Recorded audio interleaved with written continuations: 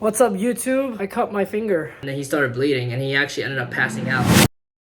Hey guys, my name is Cheng. I'm a first year medical student at Indiana University. And it is week 8 of medical school. What did he say? I'm doing okay. As you saw from the beginning of the video, I did cut my finger. You wanna see here.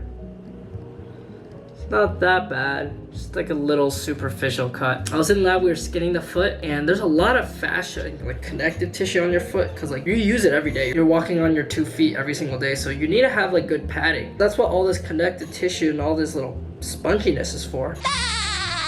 But to get to the muscle, you're gonna have to skin all of it off, and they're all very connected together. So it did require a scalpel to kind of cut through the skin and all the fat and all the connective tissue. I was double gloved, and I normally double glove because if you just wear one glove and you're in the lab for like 2 hours, I don't know if you guys remember from like a couple weeks ago, after you get out, your hands smell really bad. They smell like formaldehyde, which is like what they use to preserve the body. So I was double gloved, but the scalpel's really sharp. I was just cutting away. Usually our group is the last one to leave in the 2-hour window that we have lab, but we were like, you know what? Today's the day. We're gonna get out on time and we're gonna go play volleyball. I think I had basketball after that. Yeah, but yeah, I just actually skinned like off a little bit of my like, I guess, epidermis, and it was bleeding. It cut through the gloves very easily. It's a very sharp blade, and I remember just in the beginning I didn't want, like I felt a little prick on my finger, but I didn't really want to accept it because you're in a class of like 130 students, like you don't want to be that guy, you know? Like part of me is like, what if I just act like it didn't happen? Like I could see it go through 2 layers of gloves, but like I didn't see any blood or anything. It was just like, oh, I could see there's a hole in the glove. So I was like, what if I just like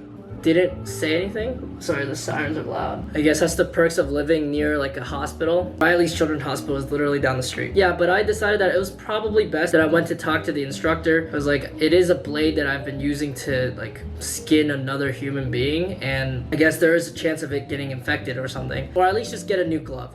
So I went to take off my glove. Well, and then I went to Dr. Deane, who was in charge of the lab. I just pulled him aside. I was like, can I talk to you real quick? And then I took off my glove, and there's like blood everywhere. It wasn't like serious, but like there was blood like basically like just seeping that I couldn't really see. I was wearing black gloves and you couldn't really see the blood just looking at the hole that I cut through the glove. But yeah, he just kind of reassured me that he's cut himself multiple times in the lab, and he's also ingested like enough formalin. I don't know why he's ingesting things in lab. Like I'm assuming it's on accident, hopefully. The formalin is, I guess it's a substance. When mixed with water, it creates formaldehyde, which is a preservative, and that is what you smell in funeral homes and areas where you're trying to preserve things. Most of these cadavers, what they do is they inject formalin in your femoral artery, and your femoral artery is on your thigh. It's one of the bigger arteries, so you can kind of see it, and then they just pump formalin throughout your entire bloodstream, and that is basically what they use to preserve the donors and I guess have them ready for us to dissect. So he informed me that formalin usually kills everything. He calls it essentially like a bomb. It bombs every cell in the body, and on top of that, the donors that are coming in, we know what they have. I guess they tend not to bring in donors that have like specific diseases and stuff like that, so I guess it's relatively clean. What I ended up doing is I just kind of just washed it off with soap and then used like a disinfectant or like an antiseptic spray, and then just wrapped it up with a band-aid, just like a normal cut, and that was the extent of it. It was kind of funny because the moment I owned up to it, another person also walked up to him, and he also cut himself. He cut his finger, and it was basically the same as mine. It wasn't too bad, but like we both like shared the feeling where it's like, damn, like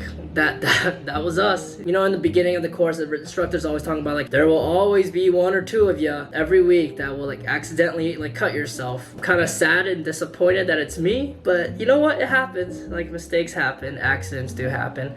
I'm just gonna try my best to be more careful and not let it happen again. In other news, what happened the day before, I guess why the instructor was so adamant on like just take care of yourself, be careful, as long as you're not passing out. We actually had a classmate who we were closing the lid of the cadaver. We're closing the lid of the donor. I guess he jammed his hand on the door and then he started bleeding and he actually ended up passing out. That was definitely an experience for my instructor, so he was like, as long as you're not passing out, we're doing okay. My classmate ended up having vasovagal syncope, which tends to make you pass out during like stressful situations. I'm not sure why it's happening now. It's like 8 weeks into school. I feel like it's been stressful like every week, but it happens and he's okay. I'm doing okay. The other guy who cut himself on his fingers also doing okay. Our final is next Friday, so everyone's going into lab a little bit more. more, a lot more than last block. I think a lot of people start realizing that the practical exam is more of like it's a very hands-on thing. Like, I think it's nice to kind of use your hands and kind of just dig through all the muscle structures on the innervation, on the blood supply, and all that craziness, and kind of figure it out for yourself. Because on the practical exam, you're not allowed to touch the cadaver. They put a pin, they spread it out, and you can kind of see where everything is going, but at the end of the day, you have 60 seconds to figure out